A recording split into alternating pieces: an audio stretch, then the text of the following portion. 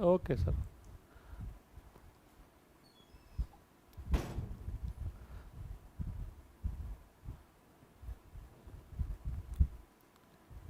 Good evening, good evening. Am I audible to you, all of you?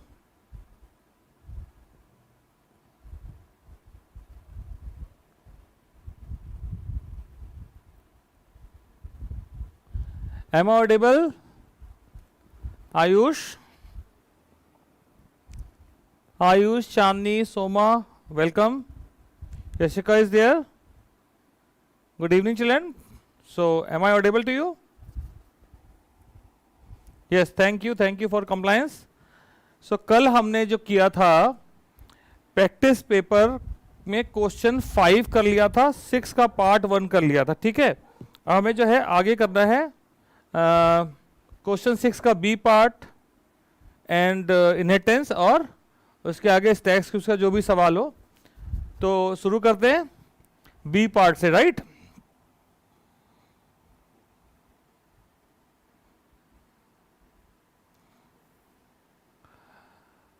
So this question is about LCM, right? X और Y का LCM निकालना है using recursive technique. LCM has been defined to find the lowest common multiple of two integers. Sum of the numbers are given below, number 1, number 2. LCM accept function is there to input the number. Then there is a LCM function which is taking two parameters. This one. And returning the LCM of the numbers using recursive technique, right? Okay, and display the result with the appropriate message.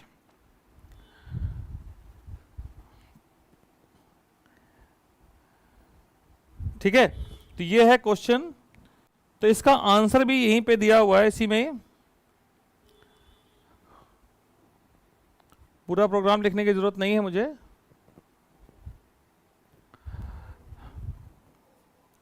Question आपने देख ही लिया।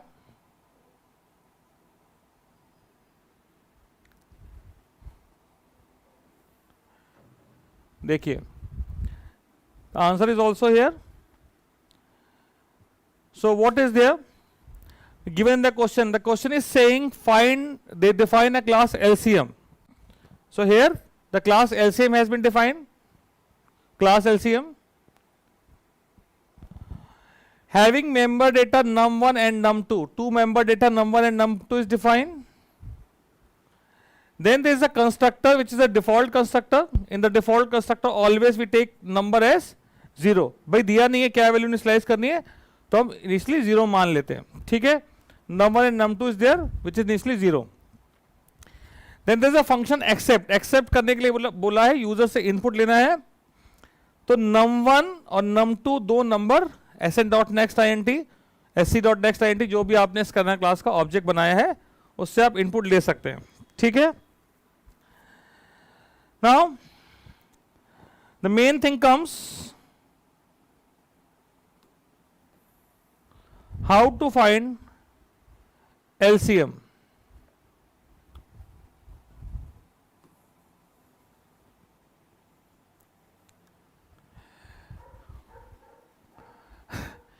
Using recursive technique दिया हुआ है, but यहां थोड़ा differently करना पड़ रहा है। Take two numbers like n1 and n2, वो नंबर n2 जिसका हमें LCM निकालना है उसको हमने n1 और n2 मान लिया। 35 और 15 दो नंबर है, उसका LCM निकालना चाहते तो क्या आना चाहिए? 105 आएगा, ठीक है। अगर हम दो नंबर 35 और 15 ले लें तो LCM will be 105. So how it is calculating, let's see. एक नंबर ले लिया RES, I की वैल्यू 2 ली, मैं ट्राई रन करके दिखा रहा हूं। n1 n2 से बड़ा है तो RES में क्या डाल दिया? n1 35, ठीक। जब इफ में गया तो एल्स में नहीं जाएगा, ठीक है। अब यहां पे पहुंचा इफ एल्स में फॉलो कर रहा है किसी एक से, या तो आरईएस की इनिशियल वैल्यू 35 होगी या आरईएस की इनिशियल वैल्यू क्या होगी 15।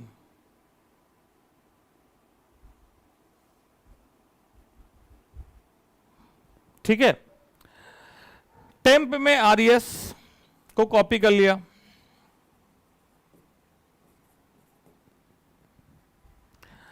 अब कह रहा कि जब तक RES modulus n1 not equal to 0, RES 35 n1 भी 35 मॉडुलस करेंगे 0 आएगा। अगर 0 नहीं आ रहा है इसका या इसका, भाई यहां ये तो इससे 0 आ रहा है पर 15 से 0 नहीं आ रहा है, यहां आ रहा है 15। अभी दूसरा से चेक किया, आरएस को n2 से डिवाइड करा, भाई 35 को अगर 15 से डिवाइड करोगे तो रिमाइंडर आया 5, तो 5 is not equal to 0, this condition is satisfied, true हो गई। तो आरईएस में क्या गया, टेम्प इंटू आई, टेम्प में कितना है 35, आई में कितना है 2, तो 35 इंटू 2 कितना हो गया 70 हो गया। ठीक, आई की वैल्यू बढ़ के कितनी हो गई 2 हो गई। अब 70 के लिए चेक करते हैं क्या हो रहा है। ठीक, आरईएस की वैल्यू कितनी है भाई 70 है, 70 n1 से डिवाइड हो जाएगा, 0 आ गया तो पहली कंडीशन तो फॉल्स हो गई, पर 70 15 से डिवाइड करके देखा n2 से तो डिवाइड नहीं हुआ, तो ये कंडीशन फिर से सेटिस्फाई हो गई। तो टेम्प यानी 35 इंटू आई की वैल्यू बढ़ के 3 हो गई थी, 3 डिवाइड करा, आरईएस में कितना हो गया 105। ठीक, 105 के लिए आगे चले तो भाई 105 जो है 15 से डिविजिबल है, और 105 15 से भी डिविजिबल है और 35 से भी डिविजिबल है। तो भाई जब दोनों से डिविजिबल है तो रिमाइंडर इसका भी 0 आएगा, इसका भी 0 आएगा, नहीं ये भी फॉल्स हो जाएगी और ये भी फॉल्स हो जाएगी। दोनों फॉल्स हुई, लूप से बाहर आ गए, आरईएस रिटर्न कर दिया, आरईएस में कितना आ गया 105। ठीक, पर इस पूरे प्रोग्राम में कहीं भी रिकर्सन यूज हुआ है क्या? ठीक है, इसमें रिकर्सन कहीं भी यूज नहीं हुआ है।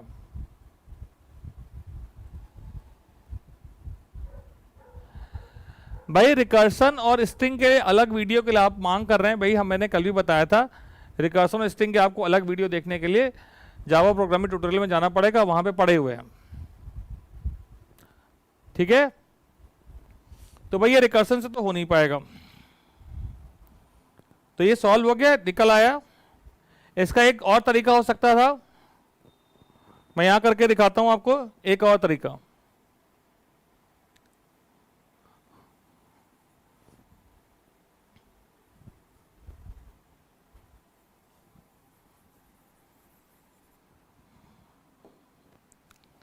एलसीएम निकालने का एक और तरीका देख लीजिए। n1 की वैल्यू 35, n2 की वैल्यू 15 ले रहे हैं हम, तो मैंने यहां पे क्या किया, कोई एक वेरिएबल लिया, let's say LCM equal to n1, तो भाई एलसीएम में क्या आ गया 35 आ गया, 35 आ गया। अब मैंने n1 डाला है, n1 या n2 कोई भी डाल दो, कोई दिक्कत वाली बात नहीं है। अब मैंने क्या कहा, वाइल एलसीएम मॉडुलस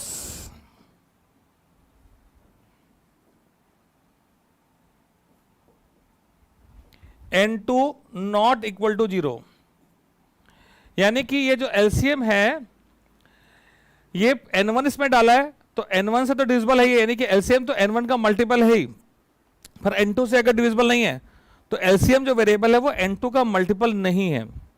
तो जब तक वो n2 का मल्टीपल नहीं हो जाएगा तब तक रिमाइंडर 0 नहीं आएगा। तब तक हम क्या कर रहे हैं, एक स्टेटमेंट लिख रहे हैं, LCM equal to LCM plus n1, बस एक स्टेटमेंट लूप के अंदर आएगा।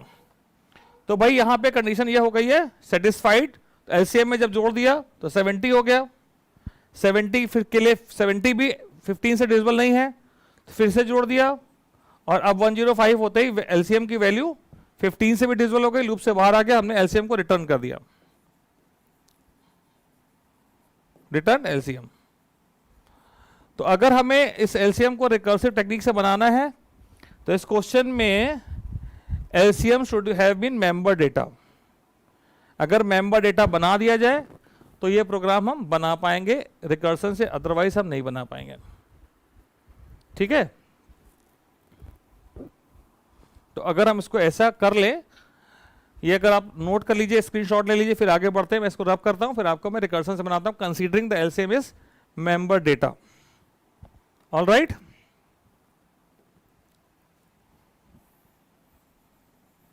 तो यही कोड मेरे साथ लिखा हुआ है। तो मैंने माना assume LCM is member data. ठीक,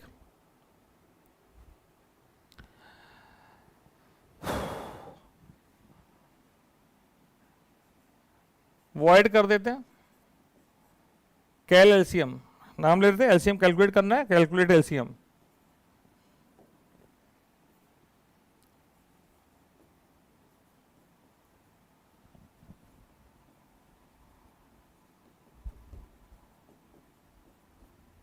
ठीक, इसलिए मैं मान रहा हूं एलसीएम की वैल्यू 0 होगी, या एलसीएम को पैरामीटर मान लीजिए। चलिए, मेंबर डेटा ना हो तो पैरामीटर ले लेते हैं और आसान हो जाएगा। INT कैल LCM INT N1, N2, INT L। ठीक, if LCM modulus N2 equal to 0,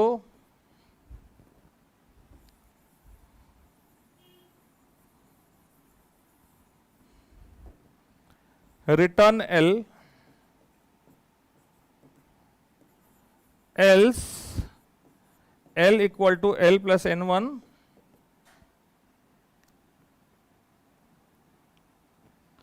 और रिटर्न कैल एलसीएम N1, N2, L। ठीक, ये आपका प्रोग्राम बन गया।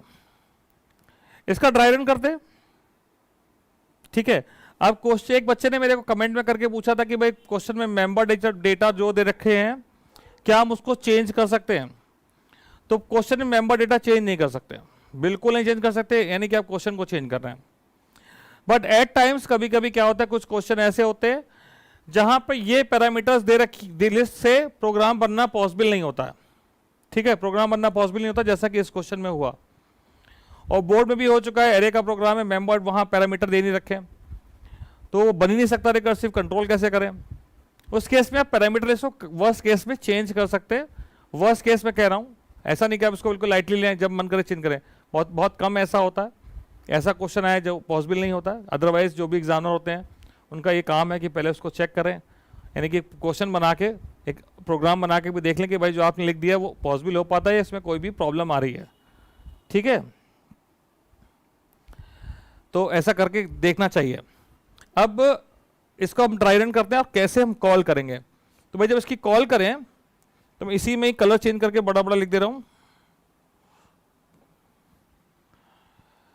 मैं इसकी कॉल करूं तो कॉलिंग स्टेटमेंट क्या होगा, कॉल करें तो num1 और num2 को यूज कर रहे हैं, num1 num2 और num1 को एज ए पैरामीटर भेजें। L की इनिशियल वैल्यू num1 हो गई। तो यानी जब कॉल हुआ और मैंने कहा कि भाई ये 35 था और दूसरा 15 है, तो अब वैल्यू जा क्या रही है, कैल एलसीएम का वैल्यू जा रही है 35, 15, 35। ठीक, ये वैल्यू जा रही है। तो L की वैल्यू यहां पे 35 है, N1, N2 और L। तो भाई 35 15 से डिविजिबल नहीं है, इक्वल टू 0 नहीं आ रहा है, 0 नहीं आ रहा, तो ये जाएगा एल्स में, एल में N1 जोड़ देगा तो एल की वैल्यू 70 हो जाएगी। नेक्स्ट कॉल में जो यहां पे कॉल हो रहा है, यहां पे गया 35, 15 और 70। Now for 70 if you check 70 modulus 15 equal to 0 आ रहा है, भाई बिल्कुल नहीं आ रहा है। फिर यहां पे पहुंचा और अक्की बार फिर ऐड कर दिया, 105 हो गया। तो यहां पे 105 होने के बाद क्या कर रहा है, 35, 15 और 105 पास कर रहा है। 105 अगर ये ले लिया जाए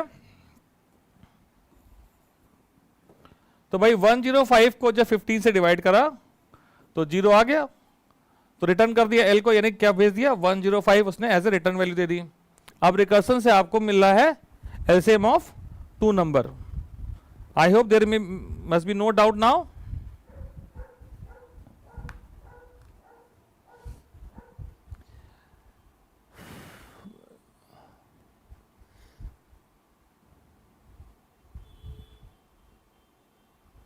सर एक बार रिकर्सन की वीडियो बना दीजिए, ये सैंपल पेपर ऐप में डाल दीजिएगा। ठीक है, ऐप में डाल देंगे और इसमें डिस्क्रिप्शन बॉक्स में भी सर ने डाल दिए हैं, यस सर ने डाल दिए हैं। ठीक है, there is no problem, so everything is clear. So let's go ahead for the next question.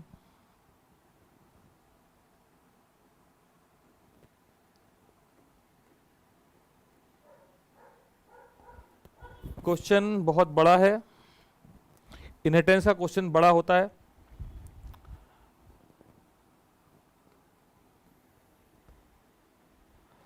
Please go through the question nicely. There is a class demand contains the market demand of a product, another class supply is derived from the demand. तो here the name of the base class is demand, ये आपकी base class है और ये आपकी derived class है। ठीक है,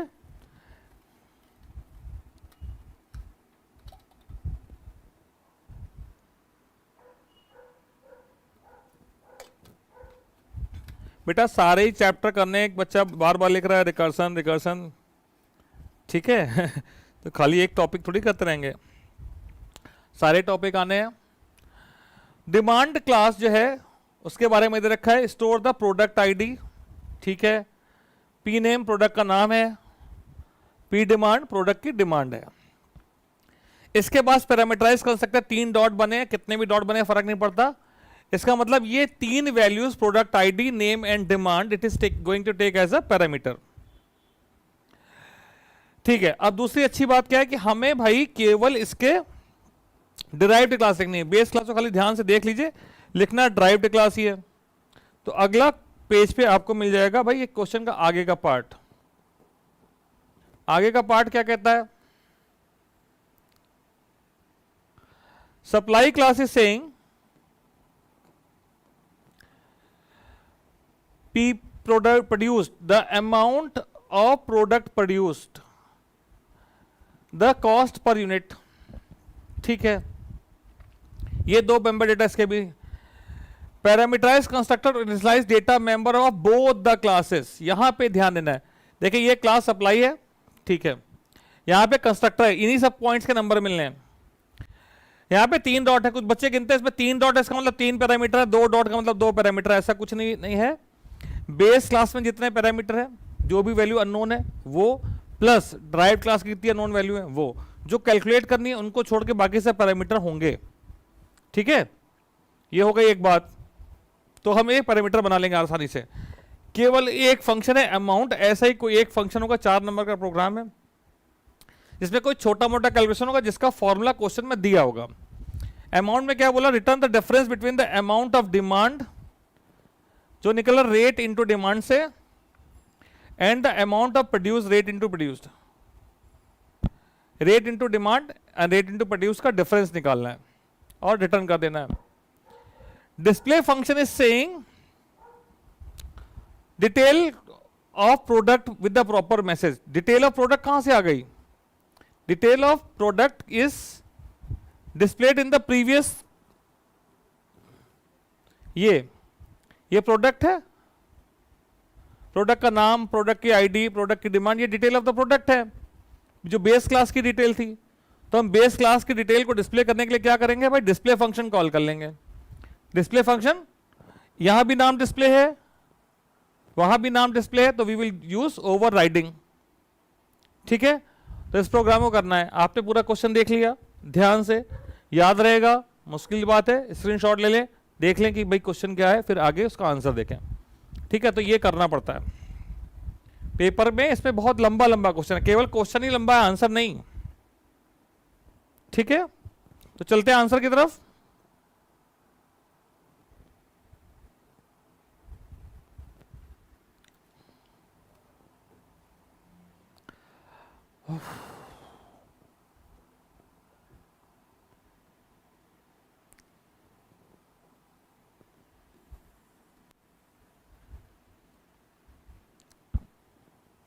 विजिबिलिटी है आंसर की?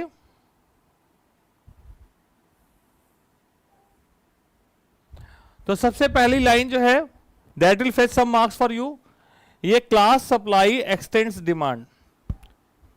ये क्या है, डिराइव्ड क्लास का नाम, बेस क्लास का नाम, x tends.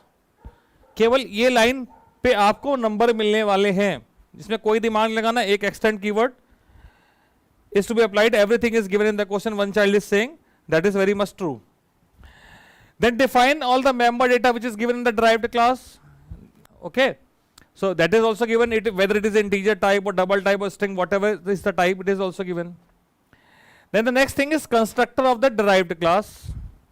Constructor of the derived class is taking 1 2 3 4 5 parameters, 5 parameters। 3 इसके बेस क्लास में थे, 2 derived क्लास में है, तो हो गए 5 हैं। पहला, दूसरा, तीसरा। डेटा टाइप देखिए बेस क्लास में क्या है, वो आईडी था, नाम था और डिमांड थी। 3 पैरामीटर, ये 3 उसके बेस क्लास की वैल्यू है, वो यहां रिसीव होंगी। क्योंकि हम ऑब्जेक्ट किसका बनाते हैं भाई, डिराइव्ड क्लास का ऑब्जेक्ट बनाते हैं, बेस क्लास अपने आप से मेमोरी में आ जाती है। तो अभी बेस क्लास को के लिए जो वैल्यू पास करनी है वो डिराइव्ड क्लास को ही देते हैं। जैसे कि सपोज आप मंदिर गए प्रसाद चढ़ाने बड़े मंगल का, तो आपने प्रसाद चढ़ाया, तो आप प्रसाद जो है अपने लिए भी चढ़ाते हैं, अपने पेरेंट्स के लिए भी चढ़ाते हैं। पेरेंट्स आपके ने आपको भेज दिया कि बेटा तुम चले जाओ, आज तुम ही चढ़ा के आ जाओ, तो प्रसाद लेके आएंगे। पंडित जी ने आपको 3 लड्डू दे दिए, तो आप एक अपने लिए, एक मम्मी के लिए, एक पापा के लिए लेके आ गए। ठीक है जी, तो ये मम्मी पापा के लिए जो वैल्यू है, सबसे पहले मम्मी पापा को देंगे, सेमीकोलन मिसिंग है, तो ये सुपर फंक्शन लगाया। भाई इस पॉइंट को अगर भूल गए, कौन कौन से पॉइंट देखने वाला, भाई सुपर फंक्शन लगाया कि नहीं लगाया, सुपर फंक्शन लगाना है। ठीक है, ये 3 वैल्यू सब। और सुपर फंक्शन में क्या ध्यान रखना है भाई, पहली लाइन सुपर फंक्शन होगी। What is the role of super function, super function is used to call the constructor of the base class. तो बेस क्लास का कंस्ट्रक्टर कॉल करना है, तो आपको कोई बेस क्लास का नाम, कुछ बच्चे क्या करते हैं, लिख देते हैं डिमांड फंक्शन। भाई कंस्ट्रक्टर का नाम क्या है उधर, डिमांड, तो डिमांड फंक्शन, भाई ये हो जाएगा गलत। Super function always.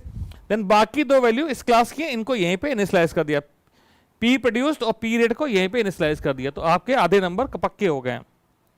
अब अमाउंट निकालना है। साफ साफ क्या बताया कि भाई डिमांड इनटू रेट का, प्रोड्यूस्ड इनटू पी रेट का, क्वेश्चन में लिखा है साफ साफ, मल्टीप्लाई करके, फॉर्मूला भी दे रखा है और उसका डिफरेंस निकालना है। तो कोई सिंपल सी बात है, क्वेश्चन में दे रखा था, क्या करना है, करके आपने डिफरेंस रिटर्न कर दिया, है ना। रिटर्न करने के लिए इससे पहले डिफरेंस पता नहीं किससे किसको माइनस करना था, उसने साफ शुद्ध खेल खेला कि भाई एबीएस फंक्शन लगा दो, एब्सोल्यूट डिफरेंस दे दो, माइनस में आएगा प्लस में आएगा, answer will be always be positive. ठीक है, then the last one is display function, display the detail of both base class and derived class. तो बेस क्लास की डिटेल कैसे डिस्प्ले होगी भाई, बेस क्लास की डिटेल कैसे डिस्प्ले होगी, सुपर फंक्शन से डिस्प्ले होगी। तो सुपर फंक्शन लगाया, super dot display, display function क्या, सुपर क्यों लगाना है, अगर सुपर नहीं लगाएंगे तो वो खुद को कॉल कर लेगा, and that will become recursive function. ठीक सर, एक्सटेंड्स होता है EXTENDS। ठीक है, एक्सटेंड लगा दें गलत हो जाएगा। तो ये बेस क्लास से कंस्ट्रक्टर को कॉल किया, उसके बाद अपने खुद की वैल्यूज को दोनों को डिस्प्ले कर लिया, और वो है EXTEND TENDS एक्सटेंड्स, ये आपका कीवर्ड है। पहला क्वेश्चन इस पेपर का यही था कि भाई वो ड्राइव्ड क्लास बेस क्लास पर रिलेशन सेट करना, तो कौन सा कीवर्ड यूज होगा। ठीक है, तो ये क्वेश्चन भी हो गया। I hope this must be clear. और ये क्वेश्चन में भाई किसी का भी एक नंबर नहीं कटना चाहिए। इससे आसान क्वेश्चन, रिटर्न से आसान चीज कहीं नहीं मिलेगी पेपर में, चाहे यही चीज होनी है। नाम बदल जाएंगे मेंबर डेटा के, कुछ बदल जाएगा, पर और से ज्यादा कुछ नहीं बदलेगा। ये श्योर शॉर्ट 4 नंबर आपके हैं। ठीक है, आगे चलें, क्या कहते हो।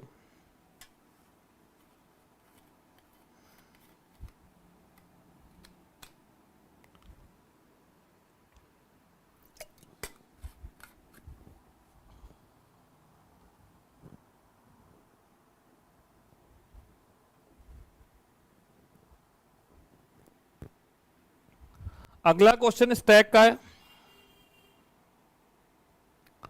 वाह,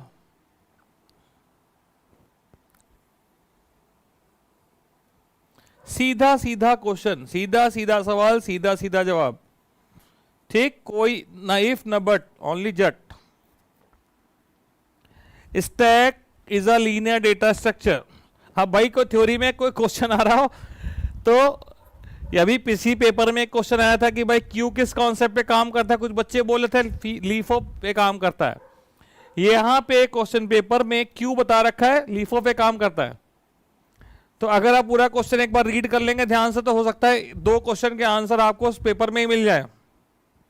सिंपल सा चीज है। अगर स्टैक लीफो पे काम करता है तो क्यू फीफो पे काम करता है। क्यू किस कॉन्सेप्ट पे काम करता है, ये क्वेश्चन पूछा गया था। ठीक है, तो ज्यादा दिमाग नहीं लगाना है, पेपर को बहुत ध्यान से पढ़ना, अपने आप आपको 1-2 नंबर का तो आंसर ऐसे ही मिल जाएगा। ठीक, यहां पे स्टैक का मतलब it works on last in first out. It means अगर हम किसी एरे में एक स्टैक में ये पहला आइटम हमने स्टोर किया, फिर दूसरा आइटम स्टोर किया, और तीसरा आइटम स्टोर किया। अब हम इसे बोलते हैं करना, ये क्या कर रहे हैं स्टोर करने को, इसे बोलते हैं पुश कर रहे हैं। तो इसके बाद हम जब इससे निकालेंगे तो सबसे नीचे से नहीं निकाल सकते भाई, ऐसे करके एक पाइल बन गया है ना।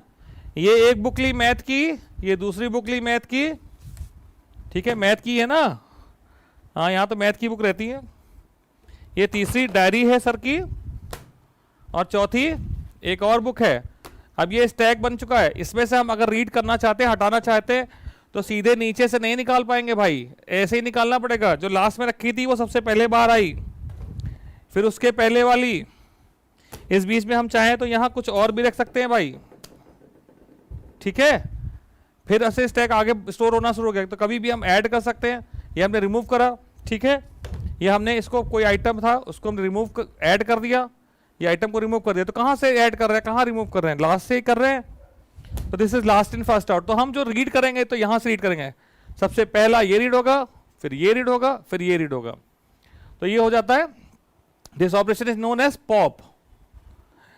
तो अब हम रीड करते जाएं, और रीड करते करते,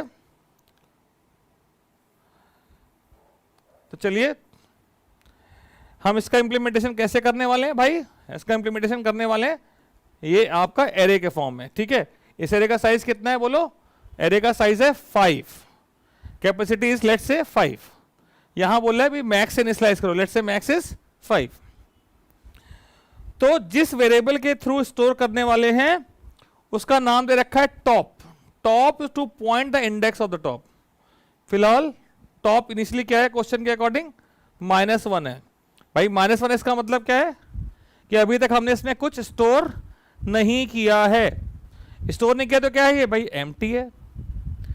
स्टोर नहीं किया तो अभी तक क्या है, एम्प्टी है। और अगर हम स्टोर करना चाहें, पुश करना चाहें, तो हम पहले कहां डालेंगे, 0 पे। अगर हम पुश करना चाहें तो हम कहां डालेंगे भाई, 0 पे डालेंगे।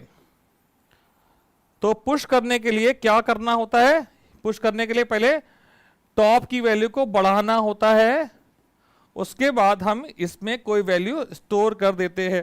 इंडेक्स नंबर टॉप पे जो वैल्यू बोली है यहां पे v, हम v स्टोर कर देते हैं। ठीक, ये आपका पुश करने का तरीका है। तो टॉप जहां भी पॉइंट कर रहा है उसके आगे स्टोर करते हैं। क्लियर, तो let's say we call this function top push 3 times, 3 बार कॉल किया तो कितने एलिमेंट यहां स्टोर हो जाएगा, यहां स्टोर हो जाएगा, यहां स्टोर हो जाएगा, और टॉप की वैल्यू क्या होगी बोलो, 2 होगी। अगला नंबर कहां स्टोर होगा भाई, 3 पे, इसके अकॉर्डिंग अगला नंबर 3 पे स्टोर हो गया, टॉप 3 हो गई, अगला नंबर 4 पे स्टोर हो गया, टॉप 4 हो गया। अब भाई स्टोर कर सकते हैं क्या, ये तो पूरा भर गया। तो अगर हम फर्दर स्टोर करें तो क्या आएगा, प्रॉब्लम। प्रॉब्लम क्या कि भाई इसमें जगह नहीं है। तो यहां पे आप देखिए कैपेसिटी की वैल्यू 5 है, टॉप की वैल्यू 4 है, तो टॉप की वैल्यू जब हो गई कैपेसिटी -1 के बराबर तो हम स्टोर नहीं कर सकते हैं, ये हो गया ओवरफ्लो। भाई ये क्वेश्चन तो थ्योरी में भी आ सकता है, स्टैक का प्रोग्राम नहीं आया, लेट्स से क्यू का प्रोग्राम आ गया। तो थ्योरी में क्या आ सकता है कि भाई ओवरफ्लो की कंडीशन क्या होती है ये बता दो, आप बता देंगे, ठीक है। अब आगे की बात करते हैं। अब हम ओवरफ्लो में तो कुछ स्टोर नहीं किए, टॉप की वैल्यू 4 है, रीड करें तो कहां से आएगा डेटा, 4 से आएगा, 4 पे आखिरी स्टोर किया है ना, लास्ट इन कहां हुआ, 4 पे हुआ है। तो हम रीड करेंगे तो पहले टॉप पे जो है उसको रीड करेंगे, क्या लिखेंगे भाई, return DAT top minus minus, top जिसको पॉइंट कर रहा है उस डेटा आइटम को रीड करके टॉप की वैल्यू को डिक्रीमेंट कर दो, ये करना है return top minus minus. Postfix लगाया, ठीक है, पोस्टफिक्स लगाया जिससे कि वहां पे जो वैल्यू है वो रीड करने के बाद डिक्रीमेंट हो। पर डिक्रीमेंट करते करते क्या हो जाएगा, एक मूवमेंट आएगा, अगर हम रीड करते जाएं तो एक मूवमेंट आएगी, टॉप की वैल्यू वापस क्या हो जाएगी, टॉप की वैल्यू वापस सपोज करिए हो जाती है -1। -1 होगा, इसका मतलब क्या है, टॉप की वैल्यू अगर -1 तो इसका मतलब बच्चे क्या है, टॉप की वैल्यू अगर इक्वल टू -1 है इसका मतलब ये है एम्प्टी, अंडरफ्लो, इससे हम फर्दर कुछ रीड नहीं कर सकते हैं, ठीक। अब आपको क्वेश्चन ने क्या कहा, डिस्प्ले दो एलिमेंट अगला फंक्शन कहा, पूरी कहानी क्लियर हो गई। हमें कह रहा है भैया मेन फंक्शन नहीं लिखना है, नहीं लिखेंगे, पुश फंक्शन लिखना है, पॉप लिखना है, पुश पॉप लिख देंगे। कौन सा कलर ज्यादा अच्छा लग रहा है, रेड अच्छा लग रहा है, ग्रीन की ब्लैक,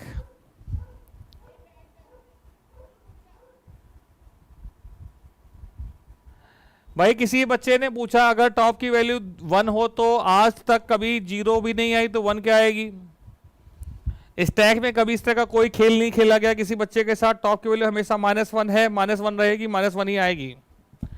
क्यू में जरूर होगा, -1 भी आएगी, 0 भी आएगी, क्यू में 0 ही आएगी, ठीक है, लास्ट एक्सपीरियंसेस के अकॉर्डिंग क्यू में 0 आएगी।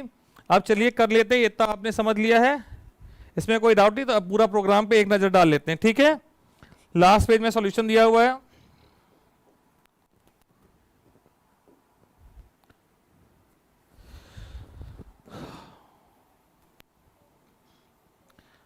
तो रेड कलर मुझे सबसे ज्यादा ब्राइट दिख रहा है, इसकी विजिबिलिटी सबसे हाई होगी, ये है जो अभी तक डिस्कस किया। क्लास का नाम स्टैक क्वेश्चन में दिया है वो छाप दीजिए, मेंबर डेटा जो दिया है उठा के पेपर से लिख लेना है,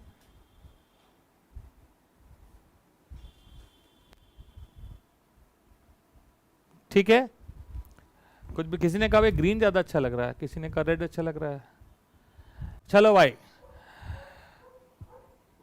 पैरामीटराइज कंस्ट्रक्टर है, पैरामीटर में मैक्स दे रखा है, top capacity max is there to determine the capacity, question में साफ दे रखा है, टॉप की वैल्यू को -1 करने के लिए दे रखा है, और ये दोनों कर दिया, एरे डिक्लेयर करिए, एरे के लिए मेमोरी एलोकेट नहीं करिए, तो हमें ये यहां पे लाइन लिखा DAT equal to new INT, DAT equal to new INT, capacity से आपने मेमोरी एलोकेट कर ली। भाई यहां पे DAT के बाद स्क्वायर ब्रैकेट मत लगा देना, ये गलती ना करें, जब हमने डिक्लेयर करा है यहां पे तो हमने यहां पे लिखा है ना INT DAT स्क्वायर ब्रैकेट, यहां पे हमने कंपाइलर को बता दिया कि DAT एक एरे है, यहां पे बताने की जरूरत नहीं है।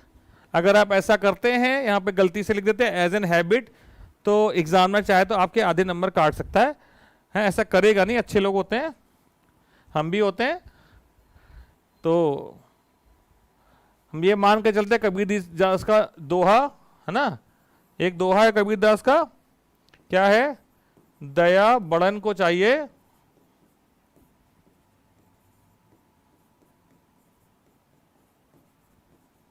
और छोटन को अपराध। ठीक है, अब इस बात को मान के ऐसा ना करें कि आप अपराध करते रहें। ठीक है, तो आपको छोटी मोटी गलतियां अवॉइड करनी है। टीचर भाई एक छोटी गलती होगी एग्जामिनर अवॉइड कर देगा, पर आपके पेपर में बहुत सारी गलतियां भरी हुई हैं, तो वो कुछ नहीं कर पाएगा क्योंकि उसकी मजबूरी हो जाएगी कि भाई गलतियां कर रखी इतनी सारी, तो आप क्या करें। ठीक है, तो ये सॉल्व्ड पेपर है।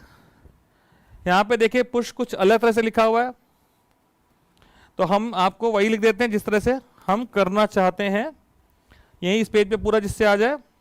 ठीक है, तो जिस तरह से मैंने डिस्कस किया उसके अकॉर्डिंग लिख दे रहे हैं। तो पुश फंक्शन,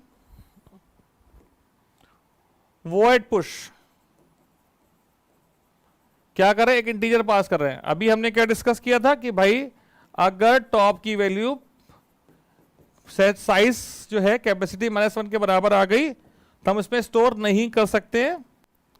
कैपेसिटी -1 के बराबर आ गई तो स्टोर नहीं कर सकता, तो यहां एक मैसेज दीजिए कि स्टैक ओवरफ्लो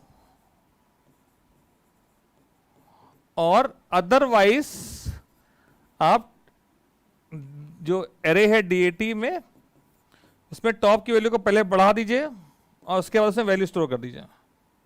ठीक,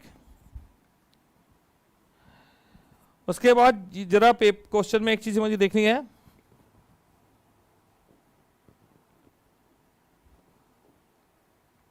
ओहो हो,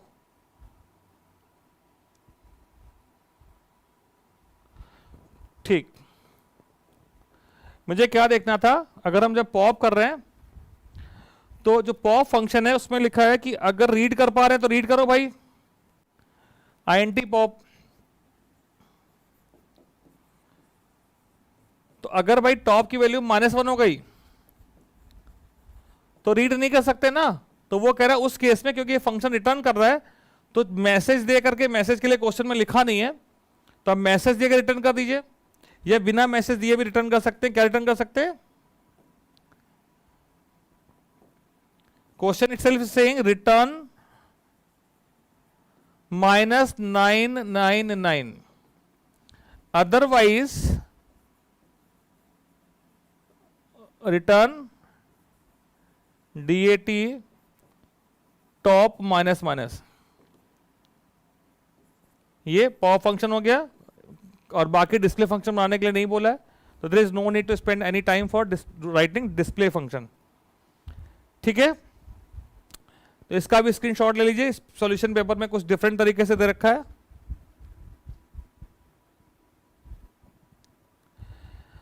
पीडीएफ है बेटा, इसलिए थोड़ा सा डिस्प्ले में दिक्कत हो सकती है, कोई जूम कर दे रहे तो ब्लर हो जा रहा है।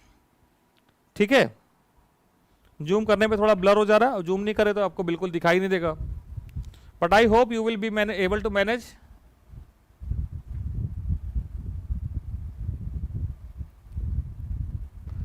ठीक है, तो इस प्रकार से बेटा ये क्वेश्चन पेपर खत्म हो गया, एक पेपर कंप्लीट हो गया है। ठीक है, अब दूसरा पेपर स्टार्ट करते हैं, तो just hold on, I don't want to save.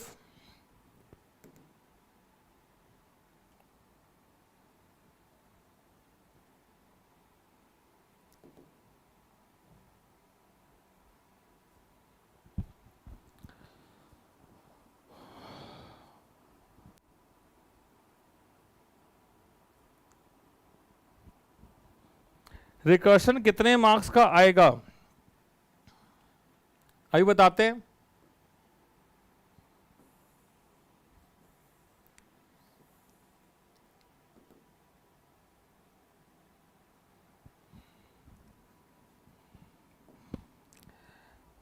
Recursion आपका आएगा 7 नंबर का, 7 से 8 नंबर का आएगा। 6 नंबर का प्रोग्राम है question number 6। Question number 6 A and B is from recursion. Question 6 A और B में से आपको एक करना है, दोनों रिकर्सन से है। क्वेश्चन 6 है आपका 6 मार्क्स का, ठीक है। तो उसके बाद यहां पे हर पेपर में एक क्वेश्चन आउटपुट वाले में रिकर्सन का दे रखा है, किसी में 1 या किसी में 2 नंबर का। फिर थ्योरी में भी आएगा कि रिकर्सन इज बेटर, की iteration is better, base case क्या होता है, रिकर्सिव केस क्या होता है। तो कुछ ना कुछ थ्योरी से भी रिकर्सन जरूर आएगा। तो 8 नंबर से 9 नंबर के बीच में रिकर्सन आपको मिलेगा, ठीक है।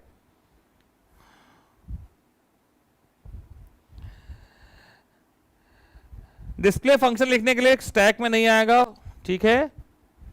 4 नंबर के क्वेश्चन में कितना करवा लेंगे भाई, उस क्वेश्चन में लिखा भी हो तब भी नहीं आने वाला। जब ज्यादा नंबर का था तब भी तो डिस्प्ले फंक्शन ही लिखाते थे। स्टैक क्यू में push pop insert delete, this is the 2 main operation which you have to focus upon. बाकी कहानी पढ़ने की जरूरत नहीं है। चलिए स्टार्ट करते हैं अगला पेपर, प्रैक्टिस पेपर 2।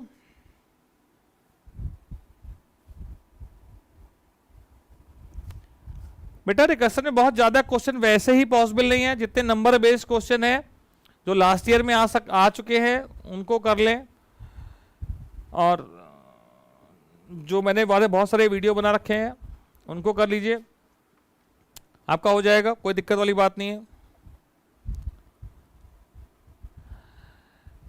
पक्का तो बेटा कुछ नहीं कहा सकता, पक्का क्या आएगा। पक्का क्या, सपोज करिए मैंने आपको एक फिबोनाची का प्रोग्राम कराया, मैंने जिस तरह से कराया दूसरे थोड़ा सा पैरामीटर चेंज करके आ गया, ठीक है। बट इतना मान के चलिए अगर आपके पास ये 10 दिन है, आपने 10 दिन में 3 घंटा रोज भी पढ़ाई कर ली तो पूरा कोर्स हो जाएगा। अगर आपने पहले से पढ़ रखा तो इतनी भी जरूरत नहीं है। जिसने नहीं पढ़ रखा वो भी इसको इतना टाइम काउंसिल ने दे दिया आपको कि आप पूरा पढ़ के 50 कितने नंबर का पेपर है, 35 मार्क्स पूरे ला सकते हैं, ठीक है। 35 मार्क्स का पेपर है, 35 का पहले हो चुका है, प्रैक्टिकल हो चुके हैं, तो 35 मार्क्स आप पूरे ला सकते हैं, ठीक है। और पढ़ाई करिए मन लगा के, पक्का तो आप मतलब रिकर्सिव फंक्शन में पक्का क्या कह सकते हैं भाई, प्रोग्रामिंग का कोई लिमिट तो होती नहीं है।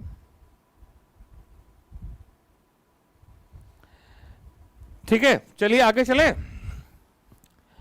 The keyword used by a member function to define it as a class member. किसी वेरिएबल को क्लास मेंबर बनाने के लिए कौन सा कीवर्ड यूज करते हैं? मेरे अकॉर्डिंग स्टैटिक यूज करना चाहिए, ठीक है। Static is the right answer.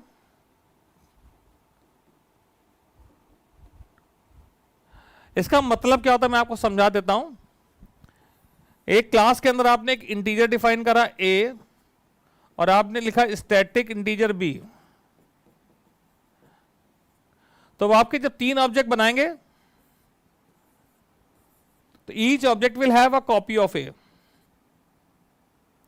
Each object will have a copy of a, सबके पास अपना अपना a होगा, पर b की सिंगल कॉपी होगी which will be shared by all the object. पहले ऑब्जेक्ट के पास भी वही भी होगा, दूसरे ऑब्जेक्ट के पास वही भी होगा, तीसरे ऑब्जेक्ट के पास भी वही भी होगा, ठीक है, सिंगल कॉपी। तो ये जो b है जो स्टैटिक डिफाइन किया है, it is called class variable.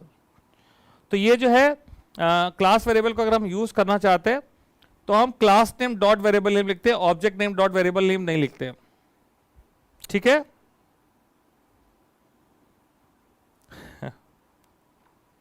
आगे चलते हैं।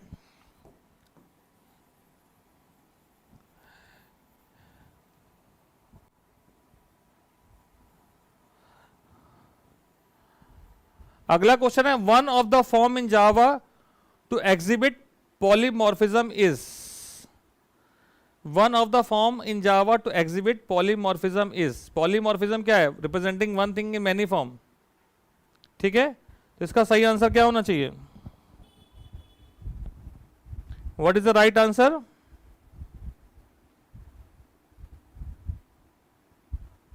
Can write in the chat box.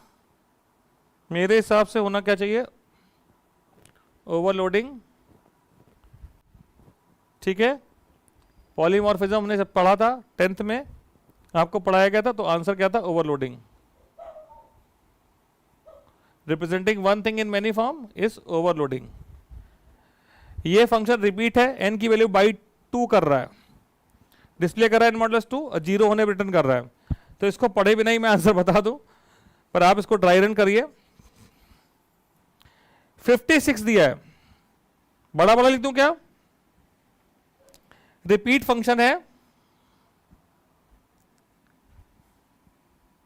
R E लिख दे रहा हूं, 56 दे रहे हैं। पहला स्टेटमेंट लिखा है, इस पर रिपीट रिकर्सिव कॉल कर दिया, रिपीट n बाई 2, तो ये डिवाइड कर देगा, ये वापस कॉल कर देगा, हो जाएगा 25, 26, 50, 28 हो जाएगा। फिर 28 का आधा 54, 14, फिर 7, फिर 3, फिर कितना 1 और फिर 0।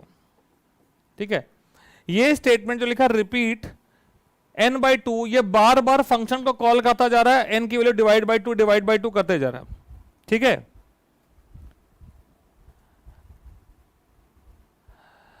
आगे क्या होगा, नमस्कार।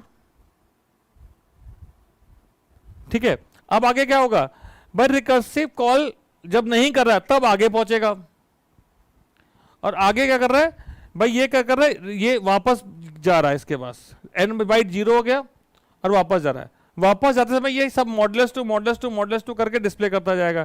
तो 1 modulus two 1, 3 modulus two 1, 7 modulus two 1, 14 modulus two 0, 28 modulus two 0, 56 modulus, ये 2 इज 0। तो ये क्या कर रहा है, डेसिमल टू बाइनरी कर रहा है। ठीक है,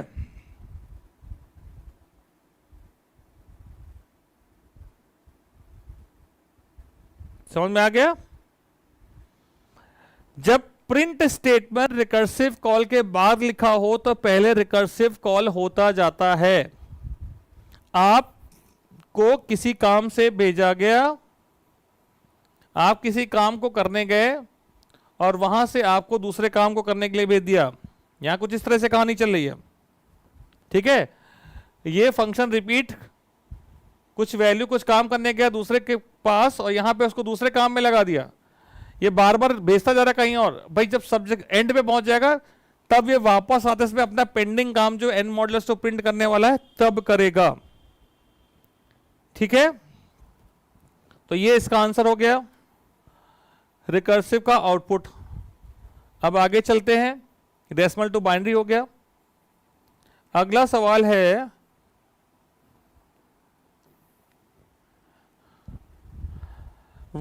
write the statement in Java to check a word holiday is ending with day or not। अरे बाबा रे, हॉलीडे डे से एंड होता है कि नहीं उसका स्टेटमेंट लिखना है। तो कोई भी चीज किसी पर्टिकुलर स्ट्रिंग से एंड होती है या नहीं होती है, स्टार्ट होती है या नहीं होती है, उसके लिए फंक्शन होता है start with and and with. Start होने के लिए स्टार्ट्स विद, एंड होने के लिए एंड्स विद। तो हमें खाली एक लाइन लिखनी है, हॉलीडे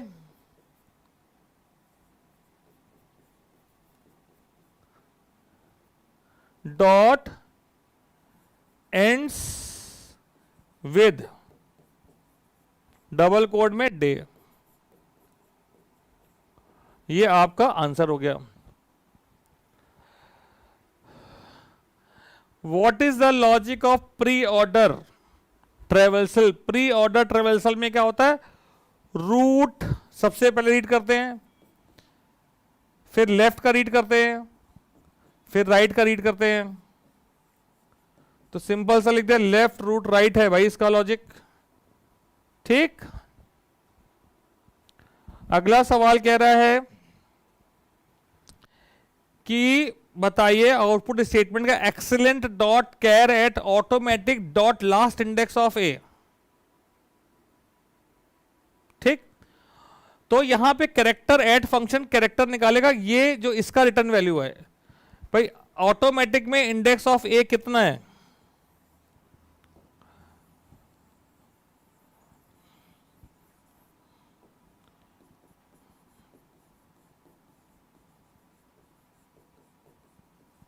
0 1 2 3 4 5, ए है इंडेक्स नंबर 5 पे, तो जो last index of function that is giving us 5, अब ये 5 इंडेक्स नंबर का excellent 0 E X C E double L E N T excellent है। 0 1 2 3 4 5 पे आया है एल, तो आपका आउटपुट आएगा एल। ठीक है, समझ में आ गई बात?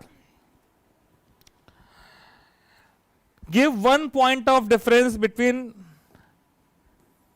ला stack and queue. What is the one point of difference between stack and queue? Stack work on concept of last in first out, whereas queue works on the concept of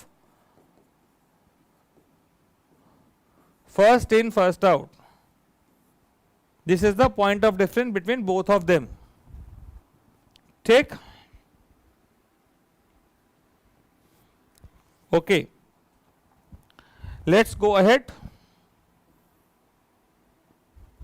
इस page में अब कुछ नहीं है, page number 3 पे चलते हैं। Defined binary tree and recursion.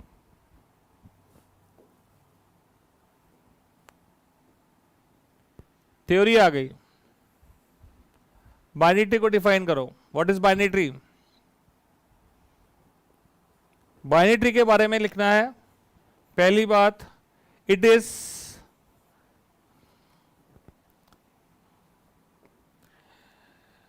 Recursive data structure है।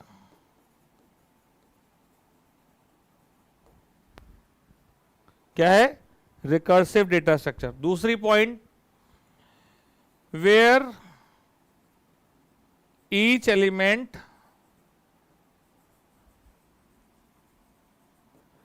Is known as node and each node can have one or more children or successor, one or more successive node। Children की जगह क्या लिख सकते हैं? Successive node. इसका second part क्या है? What is recursion? So what is recursion? Recursion क्या है भाई? It is a way of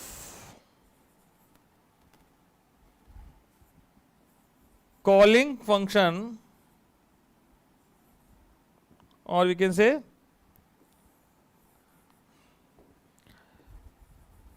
when function calls itself, अपने आप को कॉल कर रहा है, then it is called recursion। Simple, function अपने आप को कॉल करता है तो उसको रिकर्शन कहते हैं। एक नंबर का ज्यादा कथा कहानी लिखने की जरूरत नहीं है। और इन कहानियों में कोई थ्योरी का क्वेश्चन आता है, यू आर नॉट श्योर कि भाई इसकी डेफिनेशन क्या होगी, मुझे तो ठीक से आता नहीं है, तो what you can do, you can just right a simple example of recursive function. कोई ना कोई आता है आपको, तो उसको लिख के आप उसको वर्ड्स में एक्सप्लेन कर दिया कि भाई देखो ये हो रहा है, इसे रिकर्शन कहते हैं। या ये हमने बाइनरी ट्री बना दिया, ये ट्री बना दिया कि भाई ये बाइनरी, देखो ए है, ये रूट है, ये वो, कुछ ना कुछ जिसको नहीं आता है वो खाली छोड़ के नहीं आने का।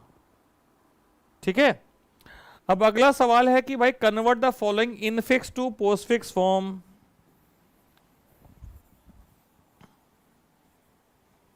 इनफिक्स टू पोस्टफिक्स करना है। विजिबिलिटी तो बहुत अच्छी नहीं है, पर मैं क्वेश्चन लिख दे रहा हूं ना, इसीलिए।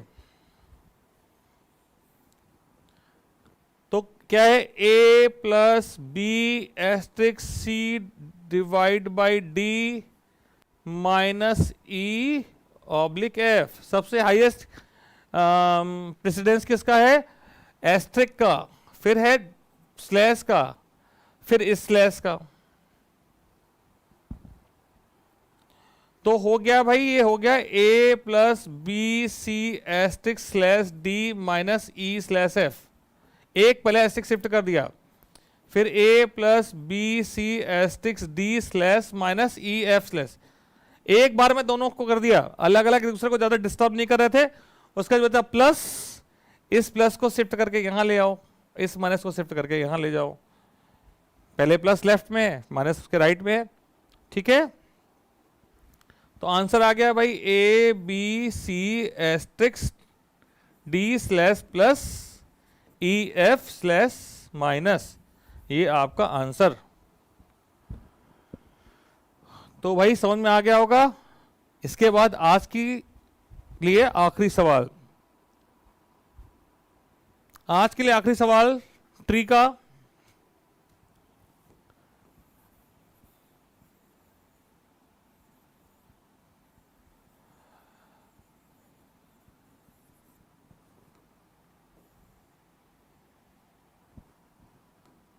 थोड़ा सा जूम कर लेते हैं।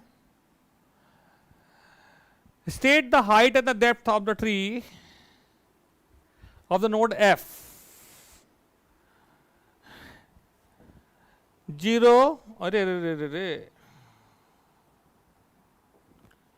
0 1 2 3। तो भाई हाइट कितनी है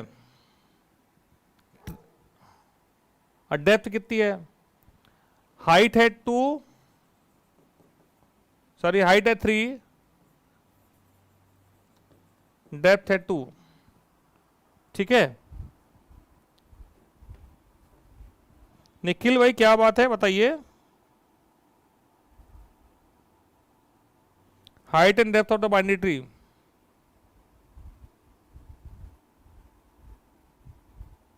Nikhil is saying, don't avoid me. Height and depth of the binary tree.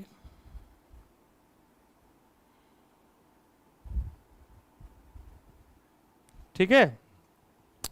Just a bit, let me confirm one thing. यहां पे हमेशा एक बहुत बड़ा कंफ्यूजन रहता है।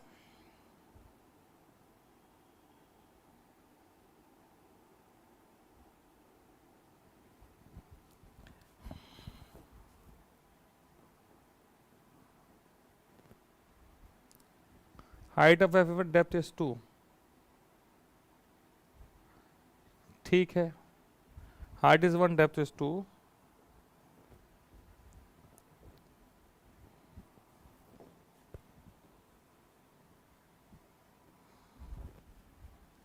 हाइट इज 1, डेप्थ इज 2, ठीक है।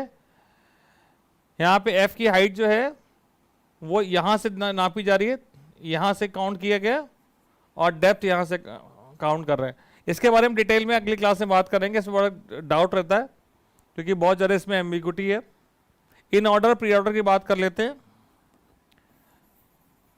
इन ऑर्डर और प्री ऑर्डर। इन ऑर्डर क्या होता है?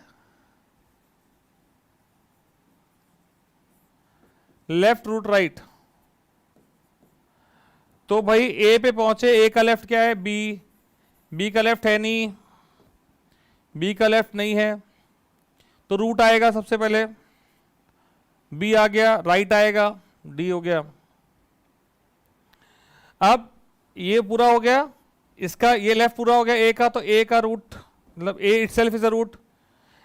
ए का लेफ्ट हो चुका है, ए का रूट ए खुद हो गया। अब राइट पहुंचे सी, तो सी के लेफ्ट पे जाएंगे, फिर रूट पे जाएंगे, फिर राइट पहुंचे, तो right itself is a root, तो उसका लेफ्ट जी और root itself F.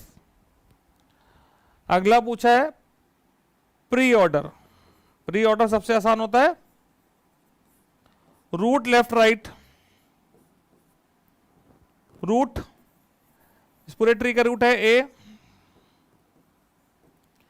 Left itself is a root क्योंकि उसके सक्सेसर हैं। बी का लेफ्ट है नहीं, तो राइट पे पहुंच जाइए, डी हो गया।